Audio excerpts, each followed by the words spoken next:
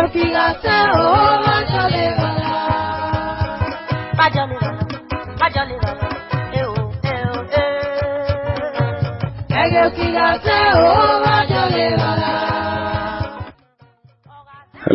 Babulu. Owan Osaji, Ara, thank you. You are here and you just revealed to us now. And one Abati, you close to carry time, I think 2 days or 4 days ago, where you guys are on the history of Furuhi. And now, thank God, by many revelations, more expository narratives in that barrier, so that by the special grace of God, it's going to be comprehensive, and our children should learn from it. Please, my people that are here today, you try to keep whatever you learn here, not just to listen and tomorrow you forget. Send it somewhere and keep it, okay, and revise it, pending when the full version of Furoi, the traditional nature of Furoi really come out, and we will set up a committee or to complement the effort of those people in Ekboma now, and by tomorrow a communique will come out, and we will lay with the committee in charge now, so that as soon as possible this Urohi issue will be out for everyone to keep, so that our children to meet it. Thank you.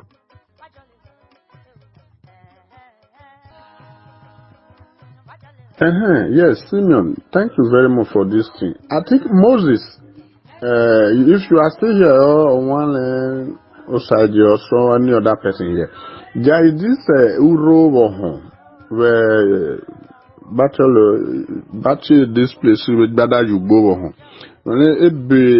there's certain leaf that wide leaf. Enuroni, they told us that and say we don't go to that particular spot. That if anybody go Jolori or Enuroni or something, we turn to any, we turn to an elephant. You know, Odohon. So what is the meaning of that particular Uro that is in that particular place where Odohon by the right? I remember, if Moses can throw light on that particular shrine, not Rebecca Ohon.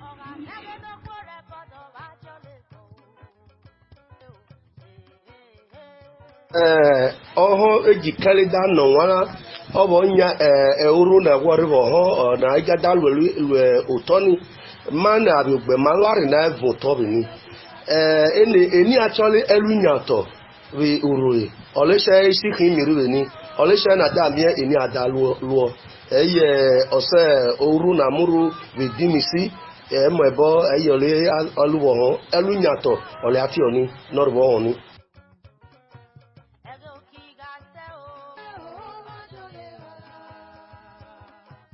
Yes, Simeon, thank you very much for this thing. I think Moses, if you are still here or one outside or so any other person here, there is this Uro where battle this place with Bada you go there's certain leaf that wide leaf. Enuroni, they told us that and say we don't go to that particular spot. That if anybody go Jolori or Enuroni or something, we turn to any, we turn to an elephant. You know, Odohon. So what is the meaning of that particular Uro that is in that particular place where Odohon by the right? I remember, if Moses can throw light on that particular shrine, not Rebecca Ohon.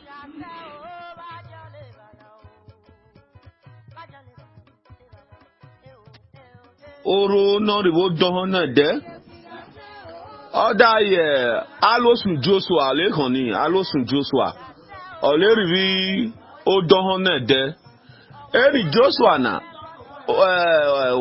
okakulo ha no o ha kan akin ni egbe ha ribo ni eho onoge ho bí ìyá àwòrán ọ̀sọ̀ ni màá ṣe sábọ̀ yèrè yẹn mi àyè find out ẹ̀dàkọ̀ àmọ̀ ẹ̀zọ́ ẹ̀dàkọ̀ àgùí ẹ̀dà ahùnhùn rẹ̀ so ọ̀lẹ́ náà ó jẹ họ dáa vai Other doctor Tamani Joshua na we oku vai no dona kon enoku na.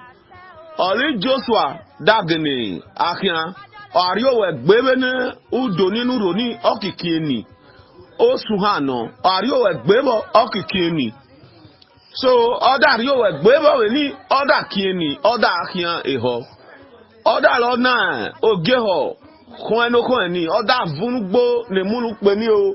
Inya mulu agbo eboto inya ku elowoto o ka ko le o igale gbo le we nupe ni yoko egwale o yoko bo egwale o we na bo ni eni Joshua na o dari ana ugbo a enupe ni eba mi bale eda kigwe kisabu gbo eda obo ki dolu na eda do ka do je ho luole o eda lo ti elezo ma o je ho ezo ma ba o le obada somo ono jeho welo ko ni o da welo lu na ka lu na ijabolo wo mu na fibe o hame oda hian hi emiri na kimebe na gbona rebe oda hian lele uli olo hian lele ohun oli which is a million every uli emina uli okoko uli agwa uli ilo re hian lele o jeho kise ha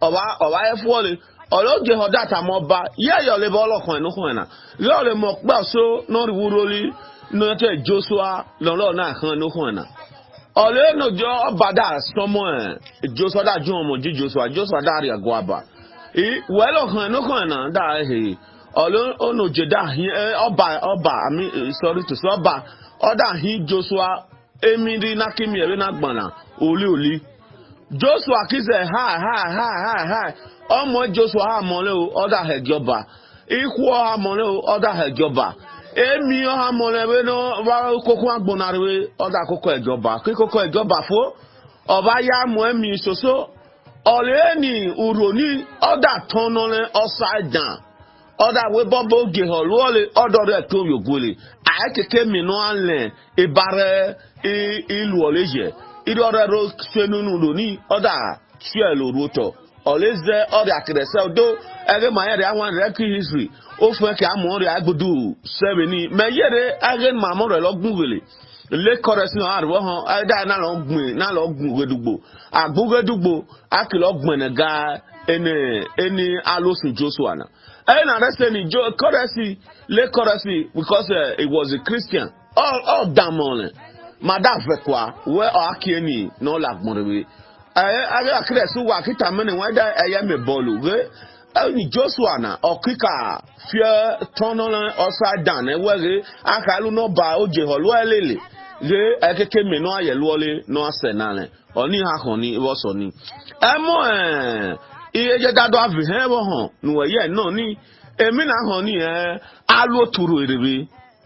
Eni wo Google ni wada ukpuki mi wa vibe wa ukpuki mi ribe ikeko Google ni eni alo turerebe aha tiege ame ebalu gane ne wan le wo na ra tie bejada mi me COVID-19 ovana ene wan le ni ke tie ge emia me va o ene mi ame no vana ebarelu eki jebo ye dagbare ebalu na da mie enemi amena oba na be nebo na geni oni are ni akilo mui ohua oyo hua o ekidore we ebiosusu sibebo ore eni emu vai oni ada acho yi alo turiribi olekoni eni ancestor abamane ka le inari eni kumini gbobini amegene again the late Zach and before God legeni edolu emi we ni don the riomo we ni eni alo turiribi olekoni osuru idimisuru ya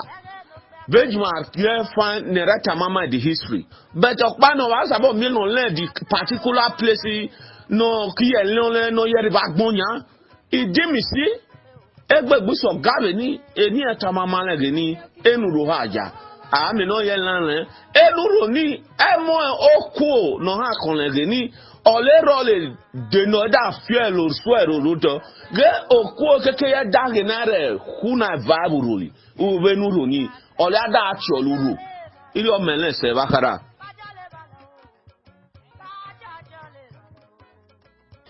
Ibokuro leje oye babulu ba kwa mere. Edo be igwe ma ebi obehilo ma. Mweni Moses ebwehi bi Musa uyugwele hata. Emata ha di beke ole botu popa kino. Ni merole elatiba ebezele ebodi aye. Ogie na ha choli buere noge. No bio gwa mele noge. Ole yeko begwaba mege obwera me no gbasi. Okige ne koni ologe hoda se mo lewunu. Esusu bio bawo oda bai. Ole oge ho kise mo lewu no libwere kisu wo libwere da doso ma uruli oho nubuneke. Ọlọ́run ọ̀dà tí Joshua ọ̀dà tàmí Joshua gè bíbuere dọ́ta jẹ ọ̀líbuere Joshua dà wọ́ ọ̀líbuere wẹ́ bá ahè náà ẹ̀ bọ́ náà ọ̀líbuere dà wọ́ ẹ̀hẹ̀ jẹ ọ̀dà wọ́ mẹ́ ọ̀lẹ́dà kíyè ndì egbọ̀nugere bí gèlè ẹ̀dà náwó sùn ẹ̀dà hakẹ́ ẹ̀họ́ ẹ̀dà dùmọ̀gé họ́ wà ríálùgbò ríálùgbò àríálẹ́ ní kíkẹ́ à oge ọ̀dà nẹ̀fẹ̀ ọ̀dà àbọ̀ fúnra mi. Ọkịsabe gị ọbụara mega ọlọbụara meda wọle kala ịkọ agụ ọdagwa gị ka ịnọla ọlọda jọkpọ ma nọdọlọta igbu erere kịsabe gị igbu ere gị ọda iwere wee bịa ọdị agụ iyi uwe okieni ba kieni dọdụmọrụ wari alụgbori alụgwa ibi ịhọrọbe ga na edo begwe gee iwere n'oge ọgbụ iku ugbugwa n'ọdọ azọlọ iwere kịsa zọlọ zọlọ zọlọ zọlọ zọlọ damụ Joshua fibọ Joshua kịsa zọlọ zọlọ zọlọ zọlọ Joshua dawu ukpamo kpase se ọlọ́pàá kẹ Joshua rẹ bìẹ àrẹgàlẹ bó kú ọnẹ ẹni nẹni bẹẹsì ẹni obi ọlẹnu pẹ ẹni dàjẹ ẹwù ọkìwù ọlẹlùkù ọdà àti Joshua ọdà àti ẹni obi ọlẹni ẹni oṣù ní dàkìkì ọsẹ lùkù Musa nọgẹdẹ táì wọn náà ẹkọ wà bìsẹ náà ẹwù nọ kàkà bọ èlùkù bí àkògò ìmìọ ẹkì rẹ mú ẹni Joshua náà. Eno kpa na chọrọ Joshua na ọkaka bọgene gboo ọha gbo kedebe na ege n'osu n'ija akise enyo mu bụ koku ihe amevi mu bụ ọkịta bọọlụ dali uke amụrụ enyi adala uke mure agwa ọlẹ agbene n'osu bi ọkpa iri ọnọ ọlẹ ibwere kimi egwe ge Joshua ulu obi Joshua ulu eluku ki wọle benege nani British ekiri bekee geriare do agbene ni village ki ke bege revaje olibuere da muy eluko habu ebo ge mi no ke kole ge eluko na le himole oleluko da wole obi abale nyane eyo le to bole nyane but e do bi abale ni ulu ole mu ole ton le dupon ole ton le obi ole ulu ole elu emi bi kile gbole ole zene luko da ki osole oleda no ebure aho na rete no gba na weri ere heji upono fo na rebe iton le weri ere heji akeke ni eluku gbegbe bo idi ono adam nege ne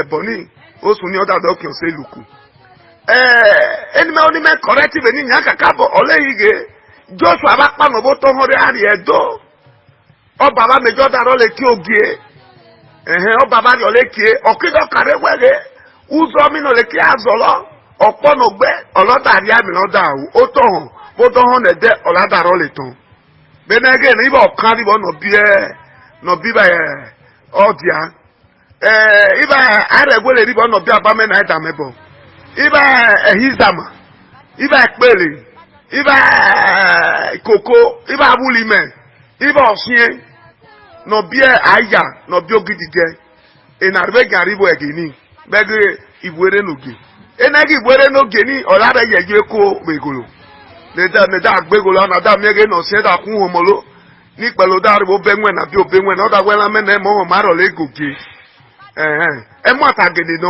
ẹ̀kọ́ wá náà síbà Musa uyúwèlé ọ̀lẹ́wò nà bọ̀sọ̀pán àbámu Joshua rí ẹ̀dọ́ ọ̀sẹ̀ zọlọ ọ̀dà rí àmìlẹ̀ ọ̀lọ́dà o ẹ̀rẹ̀ dọ́sù pẹ́tẹ́ nà ẹ̀rẹ́ náà egbọnugere bí gẹ́ndé ìnàrẹ́sẹ̀ yẹ gbẹ̀nu gẹ́dẹ́ akigbili musebe ni opia na re gbili musebo aki hesoto aki role ndeni omobe na ki konebe hebe nuke no opia ni obi agwa bi kwinya hin no na ha de ni bi ukpofo aki he na re ojo de kwa hari ugbo iri afa yelo le do pede nere na nia again madam do not jog wele again alu ole me ze ne bere me konoramde obaya mo here so pa a he ne be ni be ke no sun ni enu copy ani ole a he ole so iri ono inya no red by so ba no gi ma me ba bulu Abo, that is not true. Eyi iru oda mudia.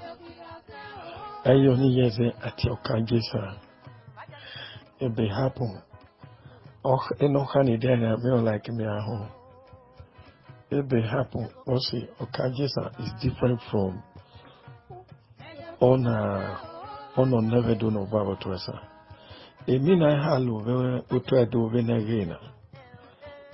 Ude ama ole ha gbe nare yama veria enya me baebe do eda homo aboda uno eda lege ena mani agbole mark nari ori abegbe ge enori ayewo okeseno bana egbe I think it can van also eda una lelu because it's very painful so and about abole enora now all other never to do. Other do to us. Well, when you're done with that up to today, if you're that Camuja, I can't go down Moesa Damuja. Uresa Damu. Eburemu, Ebisaramuja, Esaramuja, Yaburu. I then ask Oho Atawo already Uruki existed for. Unless no other Melanania, Ake Uda Esaba. Akuma Uda Uro Esaba. Esaba be Uda in a level twice. And again, I am we Adabi Bella Agali Utwesa Uroi Ogugame Olai Obahena Osuroi okay tomorrow is still the original. I'm mono glorify Quemari Egapumaya. So we are only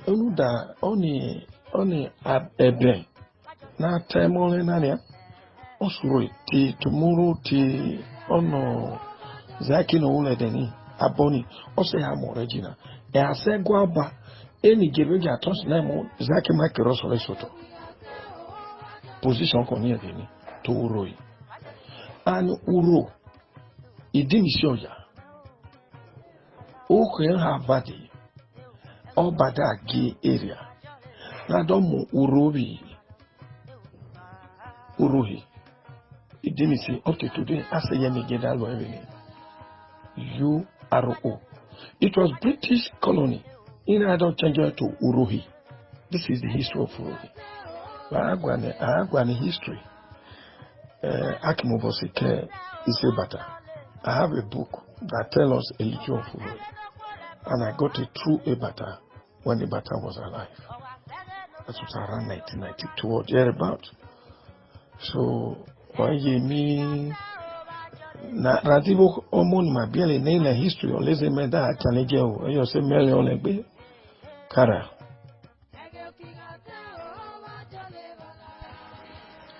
Uroleje oje Emoro Niba Tale Eburo Rabaye ayuro hodio no ka Bible toruli oba na tore gwale no gidigan no gbagbo ehin lo yan gbande ga edo olegbi uroli ago eno gba na tole ehimi iki osegere ina ajeria ne dabedo bae ne reka gwale seboto beja ki choluro ni but ageni ayuro ati ole erini Olegwale holile. Eni actually dimisi diafro gwisi bedo ole na bai. Eno sege ni ole ha lo mi ogera mude odi abebe eni be ni no lo mi ogera mude ole ha yodio. Oda ha yo kawase. Ole be lu da no nuro no si onwale na buahi. Bi dimisi ni eni adasa ye mi ojobo. No da bo bi ba e pakaba de ne e pakado no kun lo ari. Oni ene pakani ni eni osega eni oha yole ha lo emi oge ebe ze nuro da vai uro Egene okwata kiri aba de bego banato ozeno ni ba omieko. Ole rebo we balu na da mi okwata baba rumude oni hanogo ni bi imagwero bege obanato le ozeno ana. Ole da muro eda weda mu ade erili. Reni ala mu le na da aka nuro ni. Abara kati eda wede loti udare udada wole bale bale leri edo uda bi esaba eda ribe idumeba buhi eni haya zebe irioba ole sabada re kan re ha ri edo eda muru eda mu ne sabada mu bali dimisi eni dimisi ni nia eni esaba haya olobada bi oku odari na re oda mu osun oda mu ne no sun ni ola to lo sun no kwa nebi dimisi o aja egenare hie oke aja onare lege ihe isoto o ba pepa no se no pepa no da ri ebo na kiti ole eminare na nya ebo kimi eja tolo kede o da lori opo pa we na tolo odogun e no dogun ni dey suppose no re logie ebo kimi but obi ole no ti da fi abale bi ni ari egware lo logie oni ze na da menya be ebo kimi ni oge ebo kimi aho no logie obata ni obojo kede ne elogi benege na enuroni ola aka no kwata ha bai oje nemi esile ha bai lumu do ko no fun edogbigbe ola da imenuroni re esabakize kan esabadau oze no to bole dau okwata ba bai okiri bege sije olokwata da bai beso kwata re olehige esige oba esige kilo bane oni anogo ni akitu obane oke no si magwero olobada mama no debi magwero ke oda we magwero eto ogole egbogele ejojo olojo olobada damore obada mu epeti na no na we magwero re lolobo eba legu ko bari be ke ole ibiero kire dalego gi isile de sego gugbolo ibiere agmabari bugwa oni hari bugwa peti datu junu keda na jare ko da ni magwero to da hu magwero da wa to ogole era egbogele e bare tegbe na leke peti ni oda he no ba oda ukeda he ni magwero aki bi he degbo pa na mo degbo pe gbo ra re bono ba na re be de abiaye e da to kare wa ni magwero ge oluagwa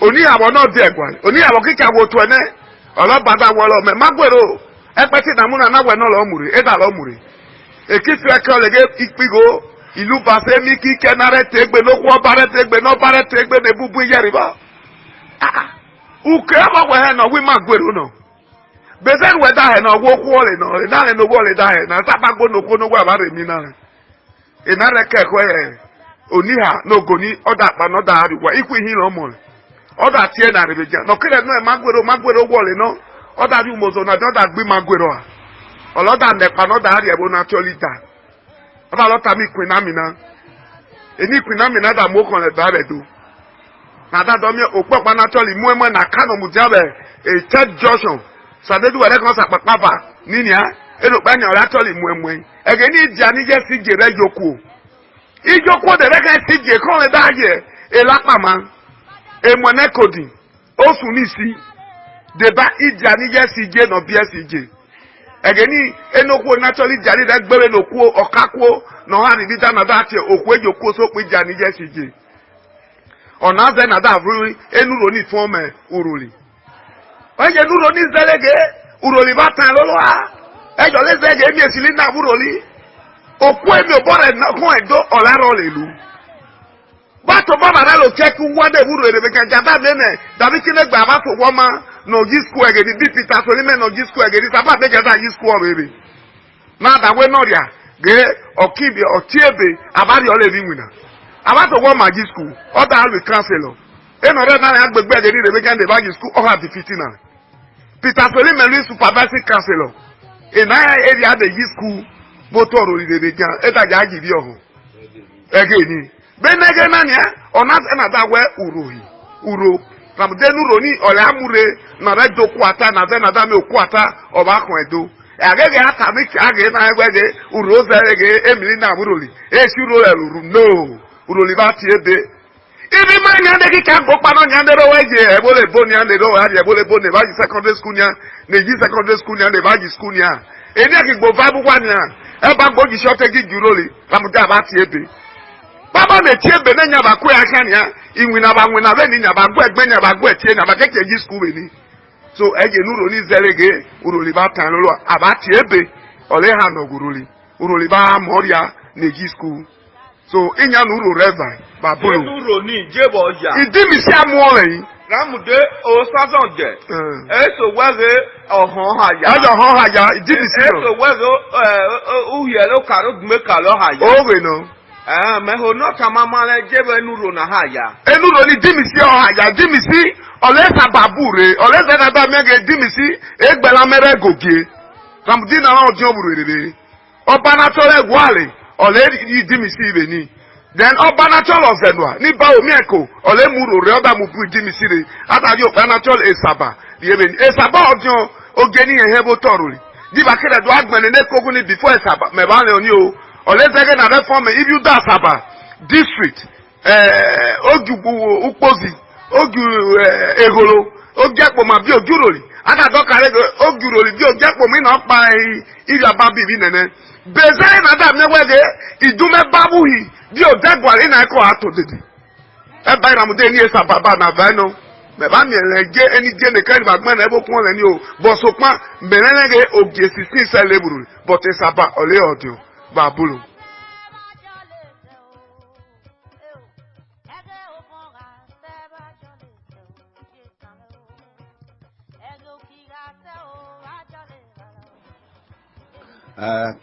wa bole wo kamane one mo uru ni ono pe ani no e wana ebe mayere ya na be yabo kan be mari agbon le bena maye no e no tana ma wa ye gbegbe yi se onu jege ni ada no be wala kan ye bera mi onu ru na tana dawo mi bore mi affect uru ye e ba lu na da mi onu ru ni ake tana lo ala avoke riare anega but awasa bo wo se mie we me mota bo po e ba sa bo kan ye agbon de bubu da suggest emi kike so iri oni serede so aninya me ase going to research if ma kan se ye be urule gini and asabo mi no mie o saifu ko mari batayer wo yan o saifu o sabo ye jire o sabo je mi so esure e ba ye akan ye gini babulu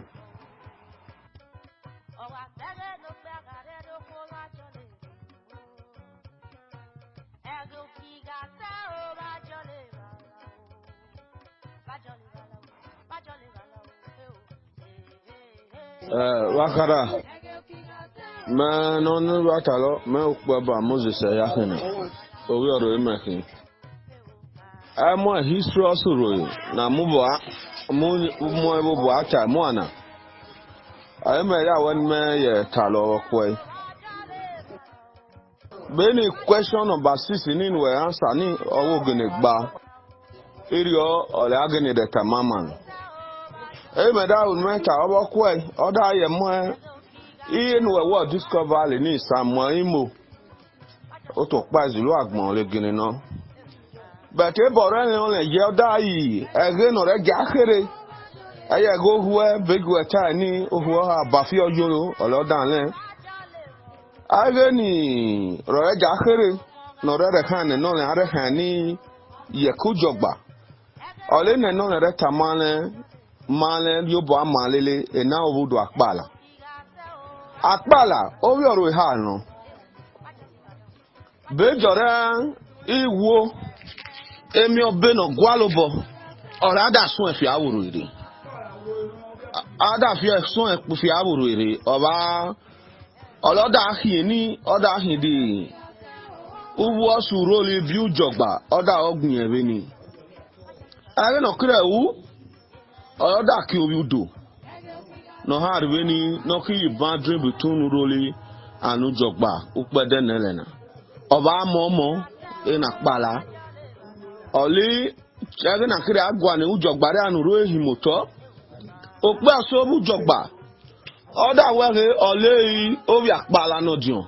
Ge ina nu jogba ina nya ejenobu da akpala ninja. Awuro da wole. Arena kire agbo nezo. Awuro da dog with the history. Ge bok pala renye yeburu. Ge bakalu no lu wuru le. Ge bare so afi awuru ye. No da don nye ni. Ikwo ne hagbera ame ni ne re kan so akugbe ni je ku jogba. Ka le rebe ye aka rebe ni. Are no kre wu oda ki obudo ole no obudo akpala ni. No you the boundary before uduroi anu jogba pedenele. Ageni are feni ada fine uruli. So oni beju wa ogene tani wa ogene kiakiara. Ole egene zena da ro kan mo ni imo. Wakara.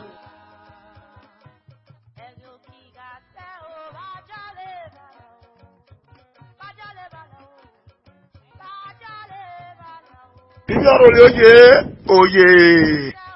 Me kaka bokwe mi bioro ne bu wa kene bu gede. Kene be ko kene bo to egbo kene bo to Hausa. Kene bo to ebo me kwa na ba ribe gan. Be ko tugu ani ba no na re mi enwa le ba gbon. Na re be bo re ba je. No aribo ole ige awebi uru re ba je. Ye bo juru ni da kanye uru. Ono guroli okwese amurore eri aka ha ribidi misi o abase mi ru egeni ada ha chole erili oto elimi ole gware ha ti olele eno to elimi ni ole zege na kire mi wege egwale ori aburoli ne oloda fa oda okipano na ulu otori orue oba ozenu ada loba oloba ozenu da ha bi e doda do karege okwata ovade no akon edogbigbe ona zele na da mi wege adagwe jake agbe nuro nai adagwe na amo ari erin ne lo mu weri oda mwene uroni eda mu aderin ekisa berin ni a eye osega na berin ikiribe erin ehimi oribo eni actually idimisi ebeze na that na idimisi gusie na babedo zebo ka wase iri oleha no egbe na teja na nia ebe na kire lo ta mo ba esaba builder igan pa le haja be idumeba buhi akigwe sa udavai re oba oselu atiole owo le bale balo lejo zebe big mekata olada we esaba nova ada mu enuro ni esaba oda mu ba beri enuro ni abagbe na haribo o ha kare oku atabi obore na bo to edokun edo oloha kan egi mi si haja enyo le haja ege no bakere ri e adajole ozologe olore pa no be ni re hari e ejakito le gwale eye joguro li da buwa ni eye ni egwale mo wo ya dede egwale ka mo je haja bo bo si tekana re be gatola lu yato iboni eni eri ka haja benege na ni enuro ni idimisi olo haja eni esabakadia Isaba kize isaba ki une o pe neka oni ilele iba jebo eni dole okwesa do mi wege ogeda pa no be gwarire oda harie ore na ego between nwoma and egwa na ki be ka egwe oda lo bu wa be ni oda su kojukwo be ni oda hanye na be ni eni ehimi data mare ikidata mare wole uru adore lo genya kana be nare ari ejuda de ari egwale ena ye egwale na re loge ari eni lo divenia oda geni pano oda hari egwale ona zelu da mi oge no lele ore lo agbe bebe nu kojuku ni ne ka ha jabe egwa na kini iri ono zebona esaba idimisi okati ona zelu da mi wege oto ha lo rewe egwale ne noge actually no hari dimisi no lo divenia idimisi inale kwetane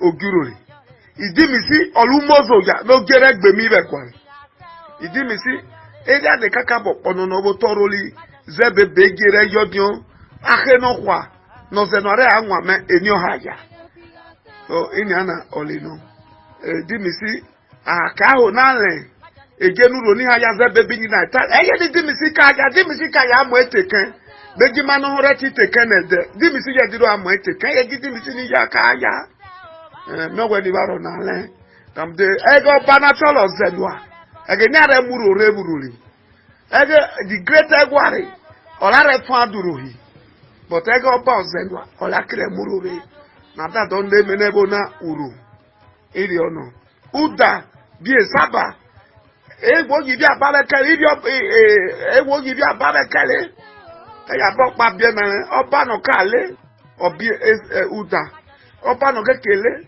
obi esaba namde oni re na pa no be dore bible hi do de digwe uhia e da ene du me pani iri ono ona zeru da mi wege ege na kire mi ukpozi egolo ekpo ma urori ere na eki eke bi aba iri nene de ko aruli kaso kugbe ada no ekpo ma bu wherever you that well be saba ina eko hari be we boku dana eki na eko hari bi dumeba ada na form ibuda esaba district council ire arulo legini oba zenwa ole muru rebururi but egwali ole fandole ire ono babulo yo na za sabota bosel.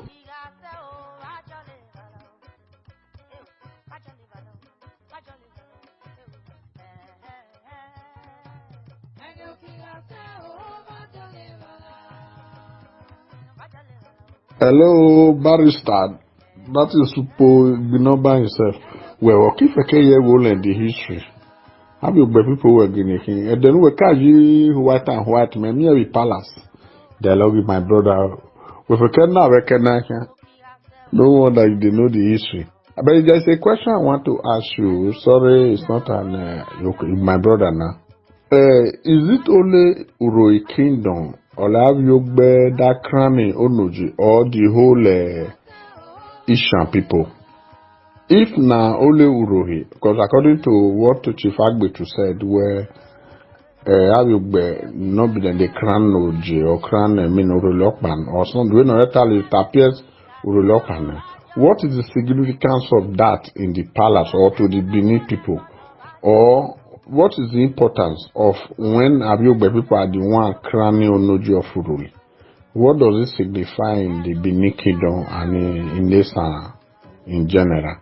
Thank you very much, my brother.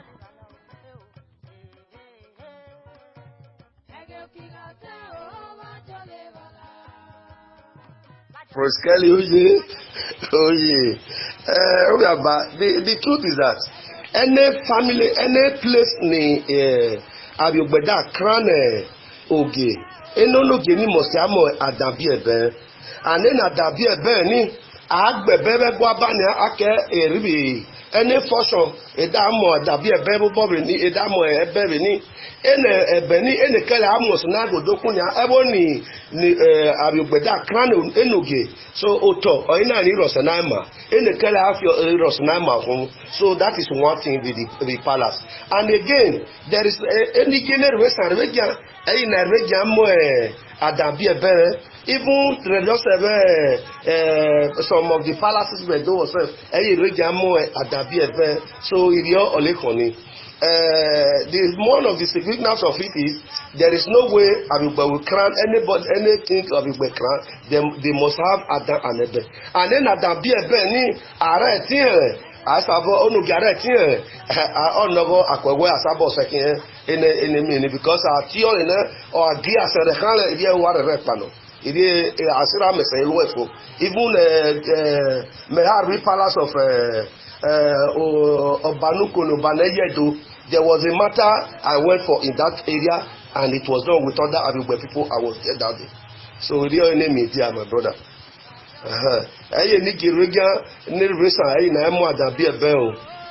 So real name.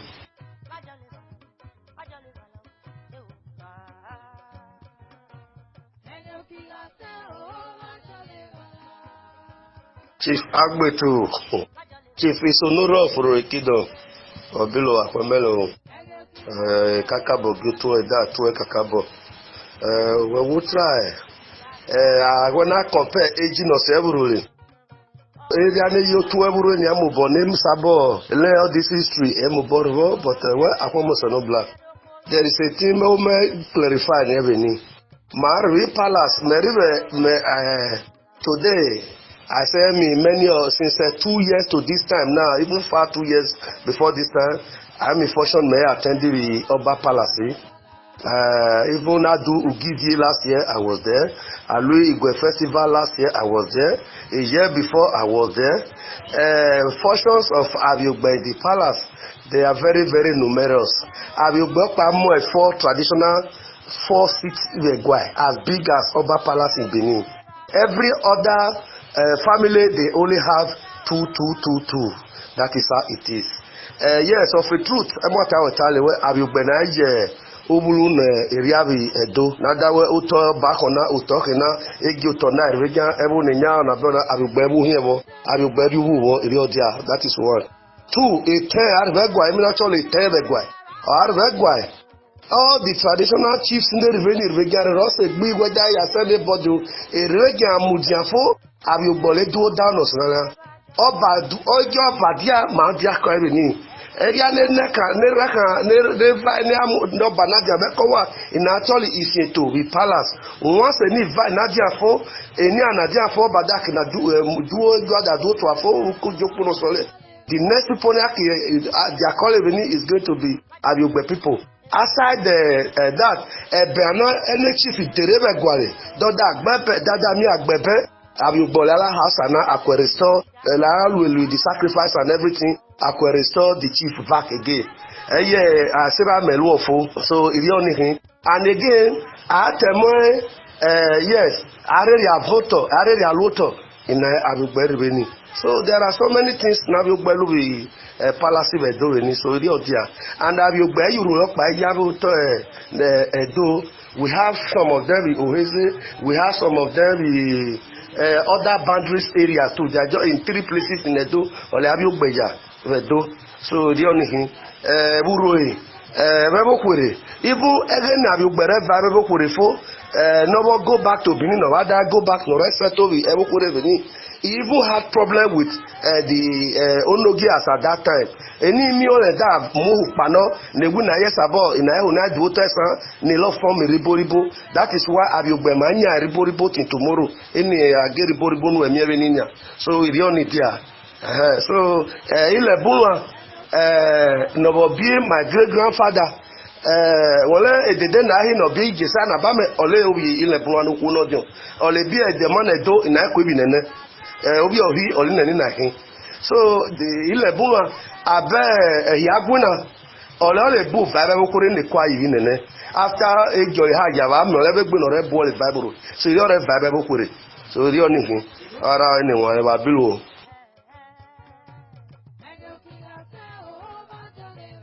What do you anyway? Menati Messi Osalen Hole Adage. Idumotien Wegwai, Olimeda Vai. Me only yes support the Ebi Mr. Unity Tally. Why we met about Mama Zesan Wirio, but make his very Ebi me Sabore Zoe ye. Because Otokpa Olon Nonia Ramude Emwa Enuroni. Walenge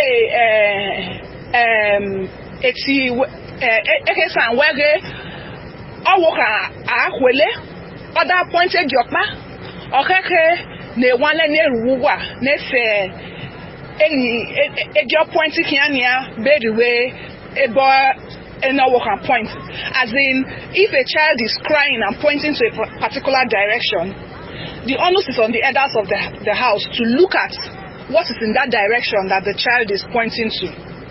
Bezembeda tonania masaka wanre kere ene church ewege uroni na banfi wi uroi olesie moire ene gebo ewe uroi na mu vai urona mu vai uroi olesie moire. You know, there are different stories about this uro. Ebi me only may suggest ene wanle ruwa. Because I know that from time to time, tradition is passed from generation to generation. That is what is done in Esan land. There is no way it is left unattended to. except in some, instances. It is good that since issues like this are being raised, like they will say in English, once you know the problem, the solution is halfway. Because the moment you know that, okay, maybe this is what is giving us issues, you now begin to find out how you can tackle the problem. So it is good that we are all coming together, we are brainstorming, because we sincerely desire to see that the kingdom of Uroi move forward. So this issue of Uroi during the war to establish the kingdom so that enemy soldiers will not come into the land, won't see the way to come into the land. Whatever it signifies, whatever it stands for, if it was actually like some people would say, so that they will not see the road into the village. Some people say, that's why Uroi cannot have a road today, because in those days the things that were done so that invaders will not have an in-route into the community. So for me, I would suggest to the house, all these things are things that are coming up. A lot of times we are not able to say these things because of the kind of place we come from. But as we begin to grow, we discover that the truth of the matter is that if there is a problem in the house, let us treat it as family issues.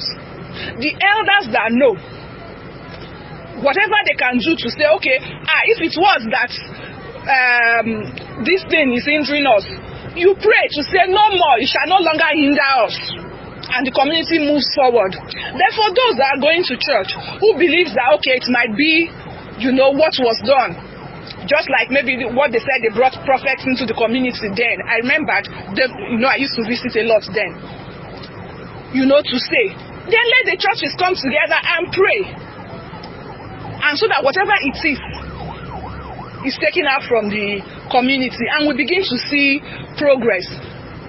I'm not of the school of thought that believes that it must be this, but the truth of the matter is that if hands are pointing towards this, pointing towards a particular direction, I think it's good we sit down together. At least we still have custodians of the traditions. Let them look into it and do what needs to be done, and take this off the the table, so that it does not become a recurring decimal. It is handled once and for all. I don't know if the suggestion I'm making is okay, but I think it's good that we also look into these things, because for us to be able to progress, we look at the things that we're doing that are not proper, so that we can look for ways in which we can begin to do the ones that are proper, so that we get the desired results that we seek. Wabilo.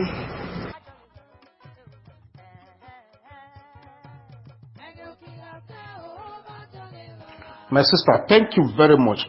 I really appreciate your because I've been talking about this Uru for the past many times, since last year, since Mekidwa Wana. Because I dream of do to a time, my late uncle, Honorable DJ, be the late Onuji, be our president talking there. Asia Guapa, those days that I go up do it out no back where everyone of Favorina, Beva, no Bobotoye. Oh, but that you know, Tamina, where Ola Jagmori, Ola Jagmori, Eduvai, they don't be alone, but tomorrow, the father to the late Onuji, Dominic, Abalo Moburetmo, Vaekmo, 1991 or 92. I remember that when no Bonava. Other Gebalu na remenu Roni, National Room, not the Tanula, another mere ceiling the red in the red in okay, no Favoruli. May one the Connery. I have a school, so let me see Naburuli, Benawa, Chiquita, one I Agbetu, a man, the people, my school, Meleki, we don't know school name. Never recall the Momugate. I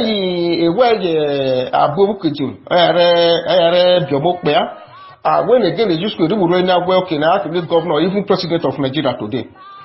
You understand me? I politician you will really damn well go or ask me a gas say, what got more time better. So any Roni my mama no tolly, my just Bebogan stand for.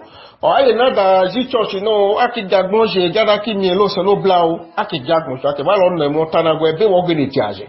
So, your election made that emphasize on that uru.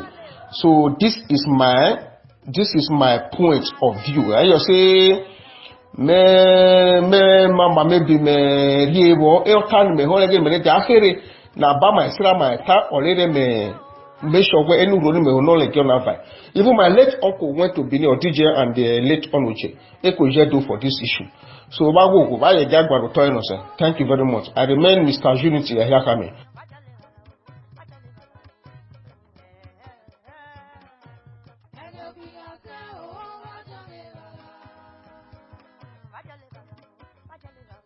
Wokuru oje wa bilu wa komene wakara me no unity obi dialogue egba unity yakami meta be fi rota na muba lokode concerning this masa eta Kodiavale. So meda mo wa student me gbe ma ba be to esan no sunu be to esan no wa regbe uru ma be ni oda igwebe. I remember those days about how many years ago now, about 30 to 35 years. Only just you also go about that able or that energy church any get about you poor me kike nare gusanobla. So that thing that we got away bed what on our moelo query. Ida na bokoda we no tona ami abase be pori aboki there is no great person, no any person. So that okay, be wa kalo da na don di romo. Akize ni romo ni zobo ji white garment church da lo sana le ji Pentecostal da di romo. E ki don di romo da ege ne bore vai bi o to ego ebe. E boni British divide for colonial masters. E me le gbe abo, e gbole da mo eto wa tare. So any spirit also nebo ole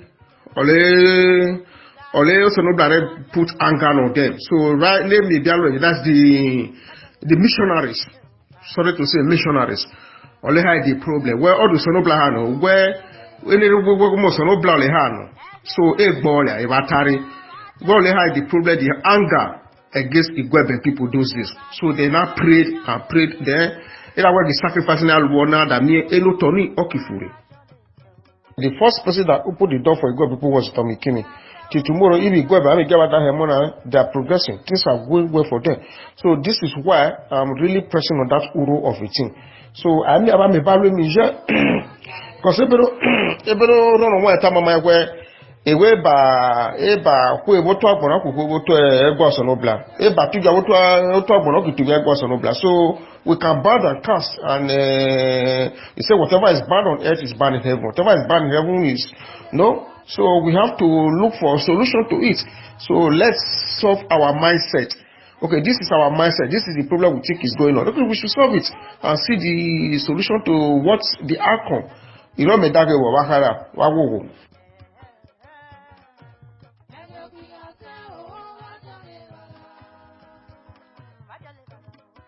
Thank you very much, my people. You see, the motivation, the participants, and the way we started this issue. We are heading somewhere.